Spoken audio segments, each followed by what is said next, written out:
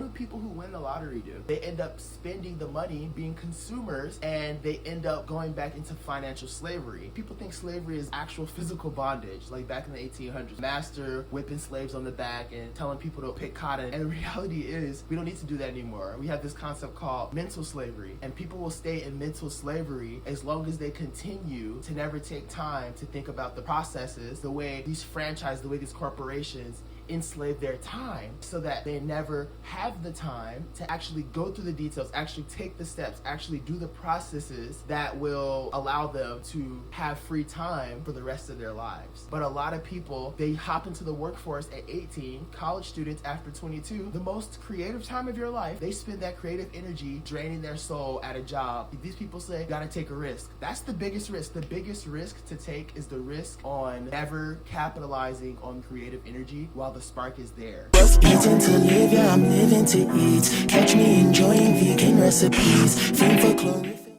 Greetings, it's your boy Gartatia. Today I'm talking about the concept of time is never equal to money. Time is in fact greater than money. And how understanding that principle, you can use that to navigate different situations in your life where it feels like you have to kind of compromise or drain your soul, to pursue an aspect of your life that costs a lot of your time, trying to get to some place financially, before you allow yourself to experience the joy and the bliss that you get from doing your purpose.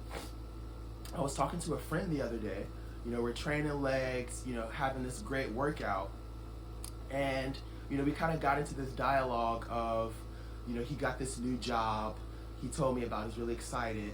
And he said, for the first week he's there and everything's going good, but he has to commute like an hour to get there, and it's not work from home. He has to actually be at the office. And I was like, that's cool, whatever. And this lady walked in and they kind of started talking, and she was like, how you doing? And he told her about the new job, and she was like, oh, congratulations, nice. And she was like, so what made you change? And he said, honestly, for the money. And I remember her saying, they kind of bantered and kind of laughed, and I remember her saying, oh, don't do it just for the money, money is important, but money's not everything. And he was kind of saying money is everything for him at the moment. And we kind of started talking about that, and the concept was like, so he said money's everything, right? And I was more in the stance that money is something that can be used, but it's never something that you want to prioritize over your time. So there's pretty much that concept of just time versus money. And his stance was, depending on where you want to be in your career, the single focus should be money, right? Like all of your time should be spent on money. He wasn't saying all the time, but he's saying that it's kind of dedicating your time to money for a long time, kind of building that base financially.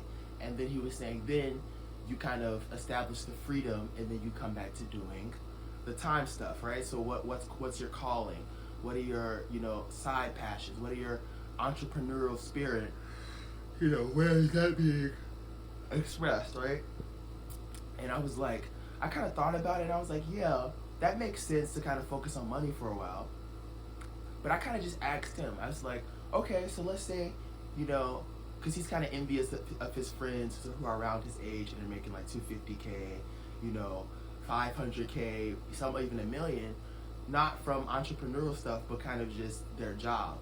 And it was like later on, they invest in bonds, they invest in stocks, then, they get real estate and some shit. And I'm like, okay, so say you get this job, so you spend 40 to 50 hours a week at this job. What do you do when you come back home? He's like, yeah, when I come back home, I have my social life, I spend time just having a normal life. And I was like, yeah, but so you're telling me all this extra stuff you're doing once you get off work, and all I'm hearing is personal time, entertainment, social time. I'm not hearing any self-improvement. I'm not hearing any personal development. And he was like, yeah, I'll find time to work on myself, to read books and build my passion. And I was like, yeah, but it's just gonna be so much harder now that most of your time is spent at your job now. I'm not saying it's impossible, but you having the girlfriend, me knowing what kind of life you live, like you're the type to you like to pop out on the weekends, right? And if you're that kind of person who doesn't have a very, vagueness, people think that a lot of times they don't get things done in life because of a lack of motivation. And reality is usually not a lack of motivation why people don't get stuff done. It's usually a lack of clarity. And a lot of people, they think that what they need is this huge burst of inspiration. They think that what they need is time. They think that if I just wait around long enough, things will, the dots will align, and things will serendipitously fall into my lap if I just, continue to kind of distract myself, stay low pressure. Everything will kind of just align. I don't have to really do any work.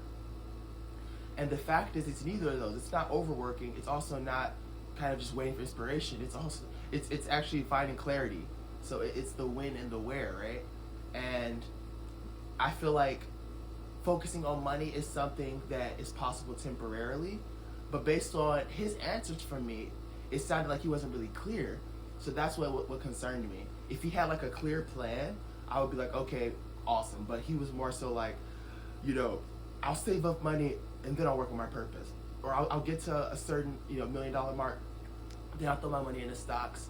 And I just kept asking him, and then what? What do you do with the money? And he was like, well, I make more money. And every answer he had was to make more money. It was never to make a service. It was never to give value.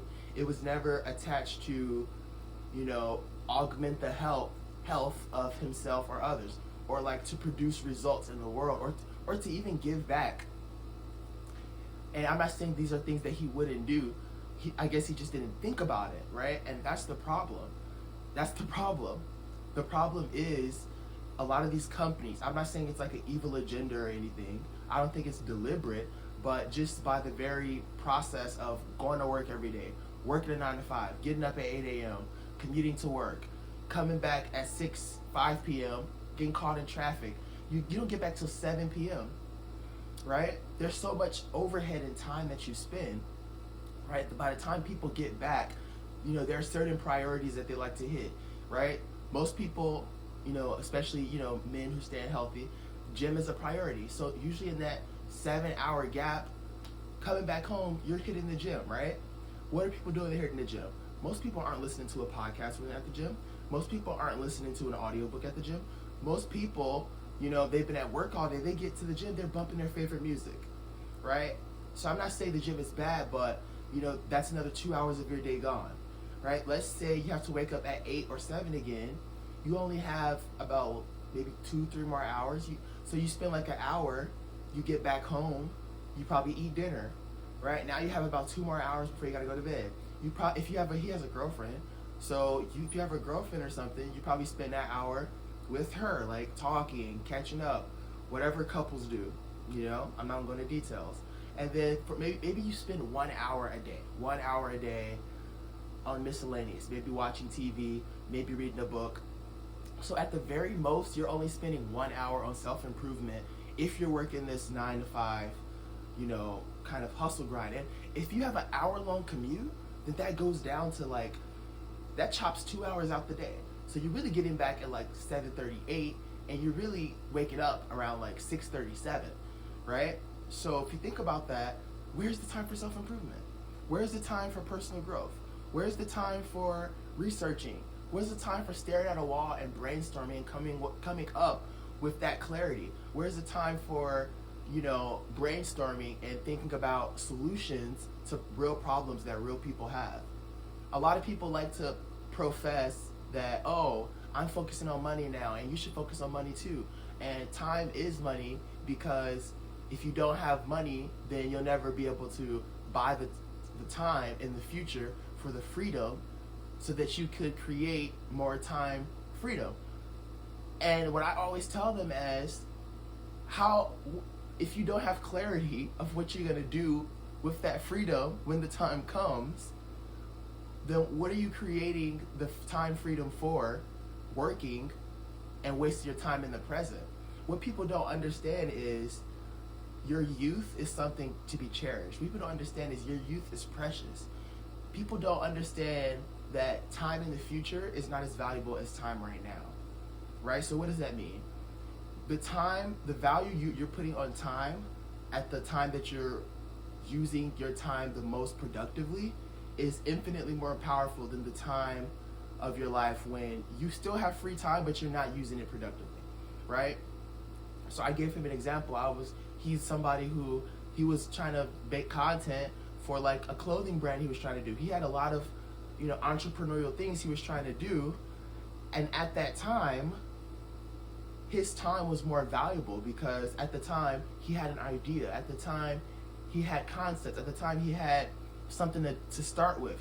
He had things to explore, right? So an hour of his free time at that time was really good because it was definitely being used for that.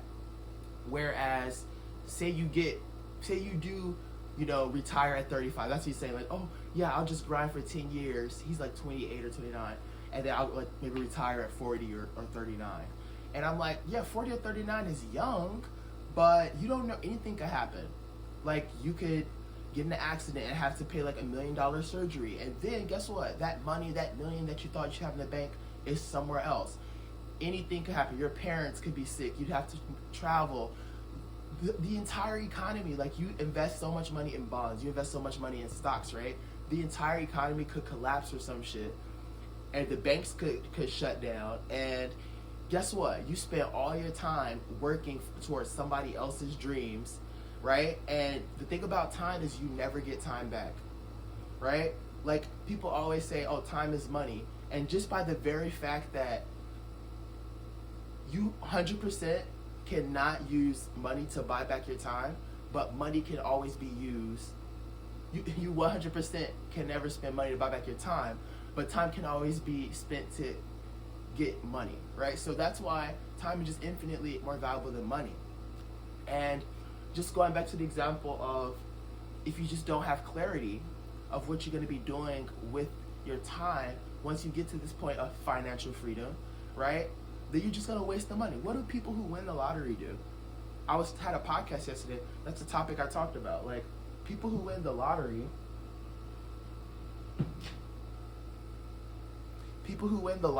right? I have to leave in like 2 minutes. People who win the lottery, a lot of times, they're ordinary people working regular 9 to 5s, have a wife and kids, watch the sports game on the Saturday, and get a drink with the boys on Friday night, right? And then Sunday, sleep in, go to the movies. Just a regular average Joe, right? When these guys win the lottery, because they didn't have clarity of what to do when they get the financial freedom, right? They end up spending the money being consumers, and they end up going back into financial slavery, right? Because people think slavery is actual physical bondage, like back in the 1800s. People think slavery is, a master, whipping slaves on the back and telling people to, pick cotton with their fingers until their fingers go bony and sore, right? And the reality is, we don't need to do that anymore. We have this concept called mental slavery, and people will stay in mental slavery as long as they continue to never take time to think about the processes, right? The way these corporations enslave their time, right? So that they never have the time to actually go through the details, actually take the steps, actually do the processes, right?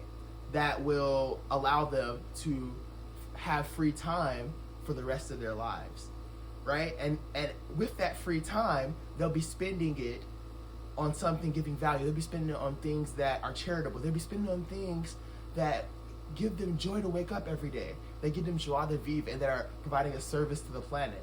But a lot of people, they hop into the workforce at 18, college students after 22, and they spend that time gap, which is the most creative time of your life when you're young, right? They spend that creative energy just draining their soul at a job, saying that, oh, when I get to 35 and I have more money and time, then I'll work on my purpose. And the thing is, just nothing is promised, and it's just too risky. These people say, you got to take a risk. That's the biggest risk. The biggest risk to take is the risk on never capitalizing on your youth and your creative energy while the spark is there, right? And a lot of people just opt out for the cheap, let me just make more money. It's the safe route, right? It's the path of least resistance. And the thing is, sometimes you got to be uncomfortable mentally, rather than be comfortable financially. And You know, a lot of people, that's a battle, that's a hill that have to cross in their own terms. But yeah, I just kind of wanted to give you all some clarity on that time is not money, and just pursue your dreams no matter what. Like, the money will come, money will always come, but never feel that you have to take time to, let me focus on money right now, let me just focus on grades right now, right? And that goal doesn't align, right? Studying doesn't align with what gives you energy and joy and happiness, right? Or that chasing that money doesn't align with what gives you joy or happiness. So you end up depressed, right? Chasing, studying for the A's, knowing that you like to do side projects, volunteer, participate in organizations, or you know, even if you're making $250,000 a year, you know, in that soul draining job where you don't have time to make music, where you don't have time to do the things that used to wake you up in the morning, then you see yourself fall apart. You see yourself lose your passion, lose your glow, lose your spirit, and that's never ever worth it for no price, no money. And for the people who that is their goal, to just climb the ladder and they feel completely satisfied with that, awesome, more power to you. For the people who, you know, getting these A's and all these degrees and so, and just, I call these the knowledge people who just want more and more knowledge and stay in school for the rest of their life and learn. If that brings them happiness, more power to you. But if you're not if you're a person who is trying to create something, trying to change the world and trying to become their best version through, you know, creativity and using their own human gifts of resources, then yeah, never fall into that trap. But yeah, I hope this helped. Stay hydrated, stay breathing in that good ass oxygen, and most importantly, stay basic. I love you.